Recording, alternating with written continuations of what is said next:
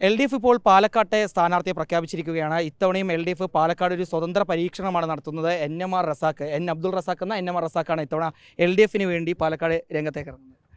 പ്രതീക്ഷയിലാണ്. തീർച്ചയായിട്ടും വലിയ പ്രതീക്ഷയിലാണ്. പ്രതീക്ഷ സാധ്യമാവും. കാരണം നമുക്കറിയാം പാലക്കാട്ടുകാരുടെ കഷ്ടം എന്താണ്, പാലക്കാട്ടുകാരുടെ ബുദ്ധിമുട്ടുകൾ എന്താണ്. നമ്മൾ കഴിഞ്ഞ കുറച്ച് ദിവസങ്ങളെ നമ്മൾ അനുഭവിക്കുന്ന ബുദ്ധിമുട്ട് എന്താണ് നമുക്കറിയാം. നമ്മൾ ആരെ എന്തിനു വേണ്ടി തിരഞ്ഞെടുക്കണം, അയാളുടെ പ്രസൻസ് ഇല്ലാതെയുമ്പോൾ നമ്മൾ കഷ്ടപ്പെടുന്നത് ഒരുപാട് കണ്ടിട്ടുണ്ടല്ലോ.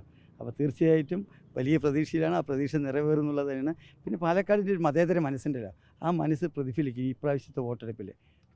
ഒരു MLA ഇല്ലാത്ത സ്ഥിതി ഇനി പാലക്കാടിന് ഉണ്ടാവില്ല എന്നുള്ളത് ഉറപ്പാണ്. ഞാനൊരു ദേശാടനക്കിളിയല്ല, ഞാൻ നിങ്ങളെ വഞ്ചിക്കില്ല.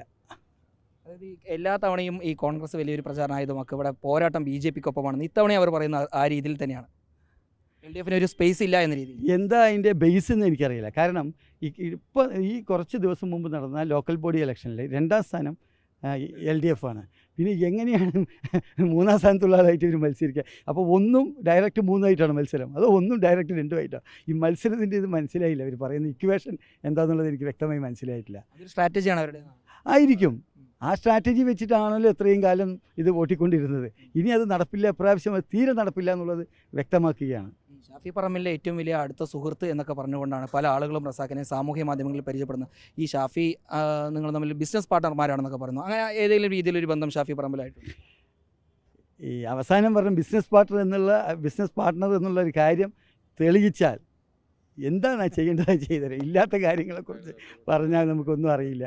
പിന്നെ ബന്ധം നമ്മളൊരു എന്താ പറയുക, നമ്മളൊരു സംരംഭകനാണല്ലോ. സംരംഭകൻ നിലയ്ക്ക് എല്ലാവരുമായിട്ട് നല്ല ബന്ധമുണ്ട്. എല്ലാവരുമായിട്ടും ഈ കലാ, കായിക, സാമൂഹിക, സാംസ്കാരിക, രാഷ്ട്രീയ എല്ലാ മണ്ഡലങ്ങളിലുള്ള എല്ലാവരുമായിട്ട് നല്ല ബന്ധമുണ്ട് പാലക്കാട്ടുകാർക്ക്. ആ പാലക്കാട്ടുകാർക്കൊക്കെ അറിയാം നമ്മുടെ ബന്ധങ്ങൾ എന്താണ്. ആ ബന്ധത്തിനനുസരിച്ചാണല്ലോ നമ്മൾ എല്ലാവരുമായിട്ട് ഇതാവുന്നത്. ഷർട്ടിനടുത്ത് പഴയൊരു SFIക്കാരനുണ്ടല്ലേ?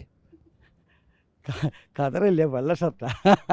കതറെന്ന് ചിത്രീകരിക്കാൻ നിൽക്കേണ്ട വെള്ളയാണ്, ലിനനാണ്. SFIക്കാരനുണ്ട്, തീർച്ചയായിട്ടും SFIക്കാരനുണ്ട്.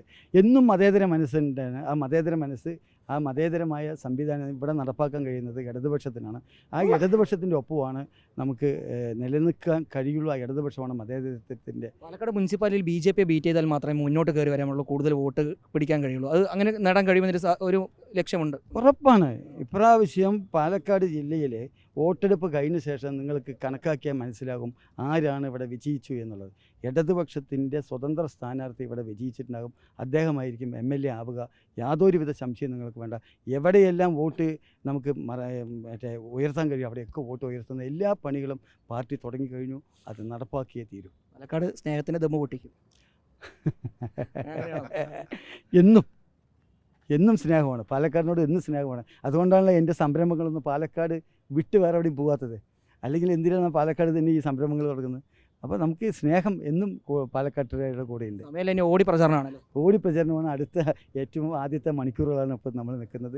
ഇപ്പോൾ തന്നെ അടുത്ത മീറ്റിങ്ങിലേക്ക് പങ്കെടുക്കണം. അതിൽ വലിയ പ്രതീക്ഷയിലാണ് NMR റസാഖ് ഉള്ളത്. അബ്ദുൾ റസാഖ് എന്നാണ് അദ്ദേഹത്തിൻ്റെ യഥാർത്ഥ പേര്. പക്ഷേ NMR ഗ്രൂപ്പിൻ്റെ ഉടമ കൂടിയാണ്.